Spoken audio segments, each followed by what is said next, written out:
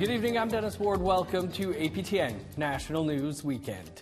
Families are calling for more witnesses to come forward following the death of a First Nations man while in custody of the Winnipeg police.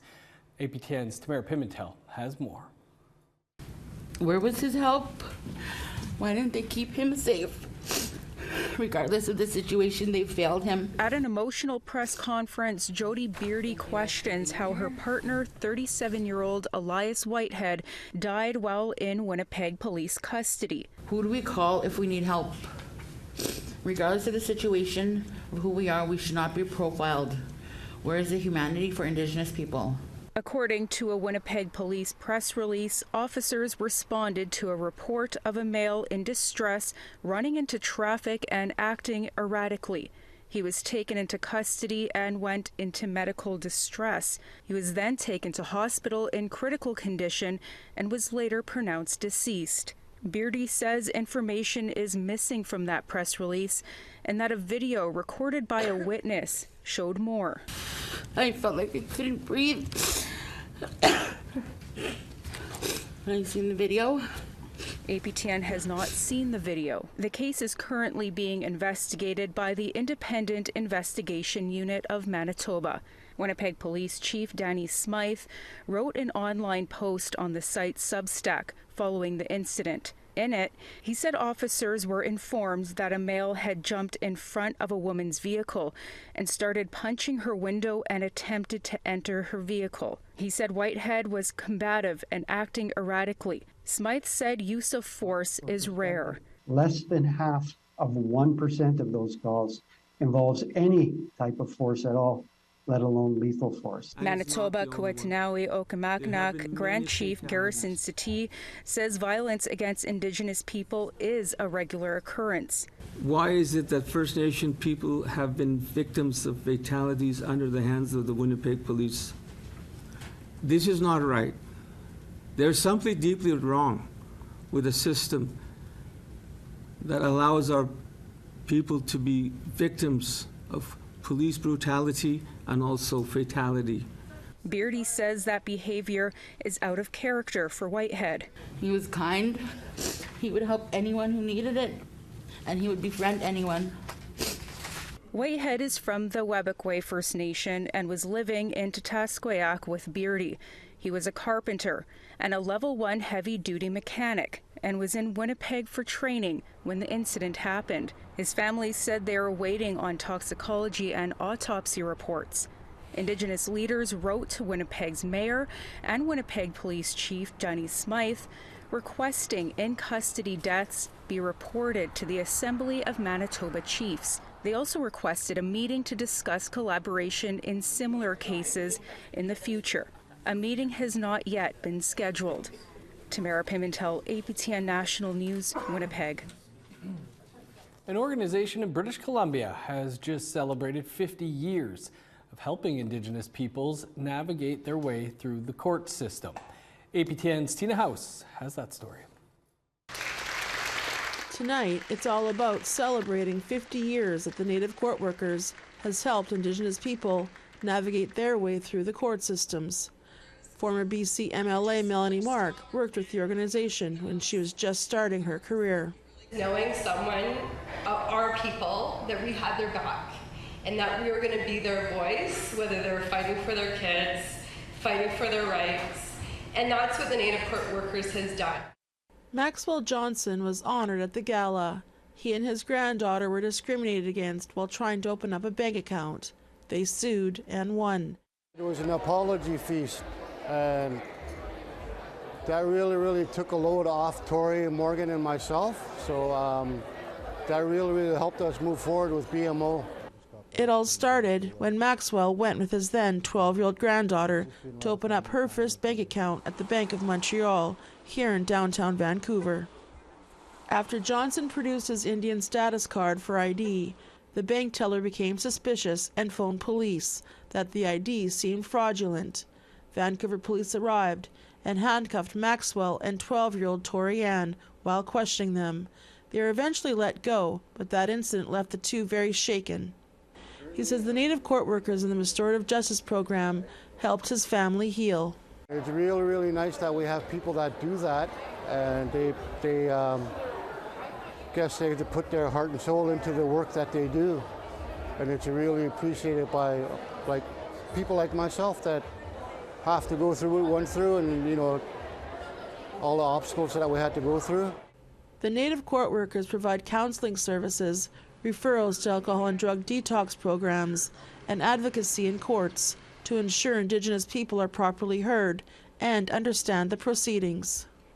Executive Director Daryl Shackley says he's proud that they've been able to help serve over 20,000 people a year. There's different levels of support we're continuously giving people, and as Indigenous people, we're all in this together. So it's not just about the people we serve, but the individuals. And this celebration here is really about celebrating the people who've put in their time and commitment to Indigenous people throughout British Columbia. Tina House, APTN National News, Vancouver. Yukon government is facing criticism after a mining company they hired to clean up an abandoned mine was found to have committed multiple water license violations. Now, an environmental advocacy group and the Yukon NDP are criticizing the government on the issue. Here's Sarah Connors with more. Minto Mine is an open-pit copper gold mine. It's located 240 kilometers northwest of Whitehorse on Selkirk First Nation settlement land. In May, Minto Minerals abandoned the mine following mounting financial troubles. Since then, Yukon government has been responsible for the mine. That same month, it contracted JDS Mining to do on-site work at the Minto site. I think it is upsetting how this whole thing has been handled.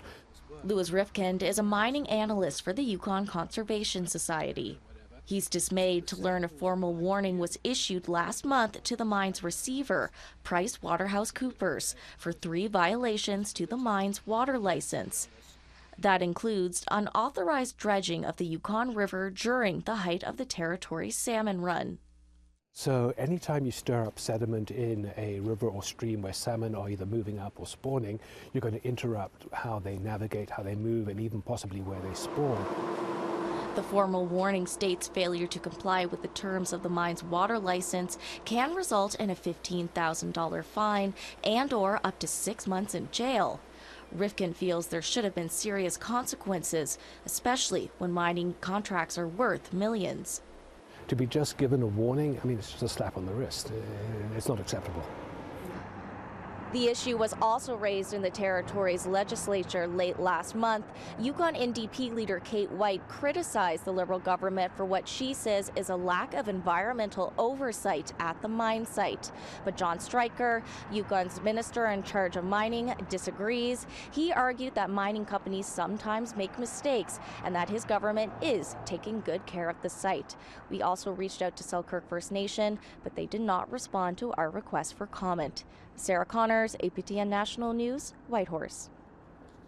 JDS Mining also responded to our request for comment. It says it didn't have the water license in its possession at the time. The company claims it was forced to dredge the river because of rapidly dropping water levels and the need to move 2 boulders. It also says it did the work with Selkirk First Nation's blessing and has since met with the ministry and accepted their recommendations. The Ttan Nation and the province of BC signed a historic mining agreement on Wednesday. The agreement focuses on the Red Chris mine near the community of Dease Lake in northern BC, which is located on Ttan territory. Any future activities at the mine will now require consent and approval from the nation. The agreement was reached under Section 7 of the province's Declaration on the Rights of Indigenous Peoples Act. Ttan Central Government President Chad Normanday says the agreement respects Ttan title, rights, and jurisdiction. When there's major development in Ttan territory, the world, the province, industry, they require our consent. And if we're to work together and thrive together, the province and the Ttan Nation and industry is always going to have to come together in a respectful way to really honor and give life to the words of reconciliation.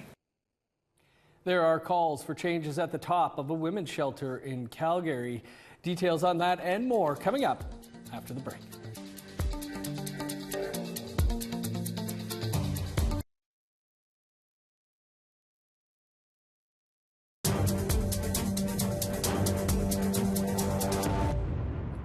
Welcome back. A group of advocates for Indigenous women are calling on the current board of a Calgary women's shelter to step down.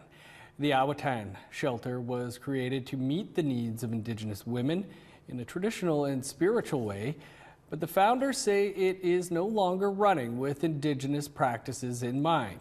Tamara Pimentel has more. The Ttan Healing Lodge is known to be a safe space for Indigenous women and their children in the Calgary area. It's a shelter that gave women an opportunity to get back to the traditional teachings of their nation. In 2018, it welcomed the commissioners of the National Inquiry into Missing and Murdered Indigenous Women and Girls. But former staff and the founder of Ttan says it's been taken over by a mostly non-Indigenous staff, not offering the same services. We really have to continue the purpose of this shelter in Calgary. In the early 90s, Elder Ruth Skelplock founded Ttan, meaning shield in the Blackfoot language. She says Indigenous people have always represented at least 50% of the shelter's board of directors.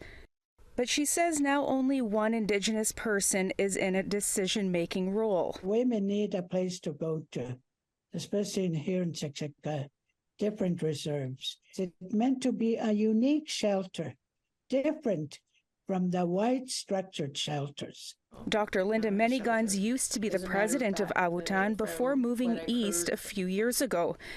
She says upon moving back to Calgary, a Native woman that gets there will be greeted by non-Aboriginal staff. There will be no elders there. There will be nothing to do with the culture there. And they may as well be in a non-Aboriginal shelter. Ttan has not confirmed to APTN how many of its staff members are Indigenous, but the organization's Facebook page advertises events like powwows. In a prepared statement, the current staff wrote in part, "Our services for families are grounded in the teachings given to us every day from our elders. We are guided, operated according to, and abide by the Indigenous teachings, bylaws, and governance policies set out for us since 1992. Skelplock and Manyguns say Indigenous women are no longer using Ttan as frequently. They say they have not been able to get any legal traction in their fight to take the shelter back. I'm not going to quit, and I'm going to keep going to make sure our women have a sacred place to go to. The pair plan to meet with Alberta's Minister of Indigenous Relations, Rick Wilson, and Children and Family Services Minister, Cyril Turton, this week. Tamara Pimentel, APTN National News, Winnipeg. Still in Alberta, Lethbridge College has launched a unique online program designed for active police officers and for people working in public safety. The institution says the teachings will help improve communication between Indigenous peoples and officers. APTN's Chris Stewart has that story. Last week, Lethbridge College began offering Indigenous policing mini-courses called micro-credentials, which are short classes focusing on individual topics such as history, culture and reconciliation, trust, respect, and communication, to drugs and addictions in Indigenous communities. Lowell Yellowhorn is the Indigenous Services Manager for Lethbridge College. He says the Institute spent a year working with the Blood Tribe Police Service, Blackfoot professionals, and the community on how to implement them. We had three different sessions and engaged with the community in the development of these suite of micro-credentials, because it was going to greatly enhance the professional development needs of the Blood Tribe Police Service. Judy Mason is the Dean for the Center for Justice and Human Services at the school. She wants senior police officers and public safety workers to have a better understanding of the people they are protecting. And each 7 to 10 hour course will help improve relations. These courses are more about the culture and more about communication and more about how you interact with individuals on the nation.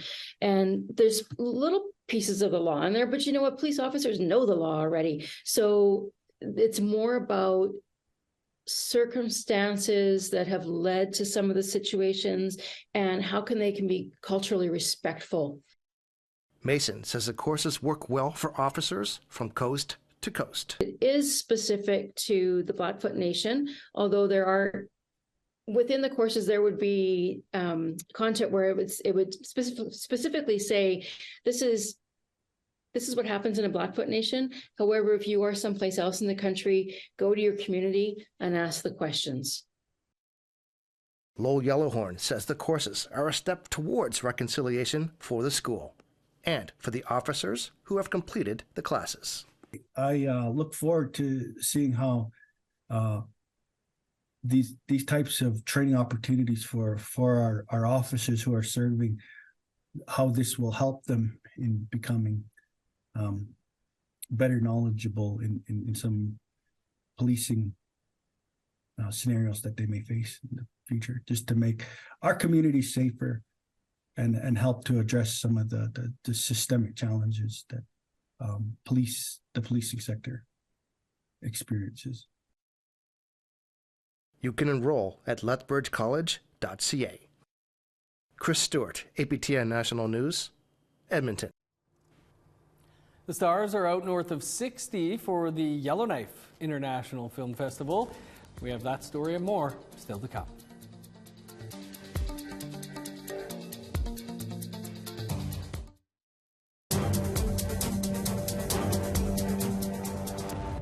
Welcome back. Moviegoers are in for a treat north of 60. The 2023 Yellowknife International Film Festival begins this week with an impressive Indigenous lineup. Our reporter Charlotte Mort-Jacobs has that story. There's buzz at the box office in the Northwest Territories. Welcome to the 2023 Yellowknife International Film Festival. These are the fastest horses in the world. Cinema goers have been treated to an impressive lineup of Indigenous talent, including an in-progress screening of Calvin Redver's feature, Cold Road, about an Indigenous woman and her dog trying to make their way north when a semi-truck driver starts hunting them on the highway. Anybody who's been up here knows that the highways can be long and lonesome at times. And so it's set within that world. But there's also like a beauty to these roads, and so it's kind of taking a lot of that and creating a thriller out of what I think is a unique location. Redverse, a member of the Ttan First Nation, says the film shot in Hay River is designed to be an edge-of-your-seat story. We did stunts on the Northwest Territories. It was like a car and a truck, like literally bashing into each other. And I just did a quick little tech check of those scenes, and they're big, and they're loud, and they give you the tingles. Cold Road lead actor Roseanne Supernull says Indigenous representation in film is key, both on and off camera. No one tells stories the way that we do, especially when it comes to subject matter that includes us. So it's really important that we're starting to see Indigenous directors directing Indigenous stories, Indigenous writers writing Indigenous stories.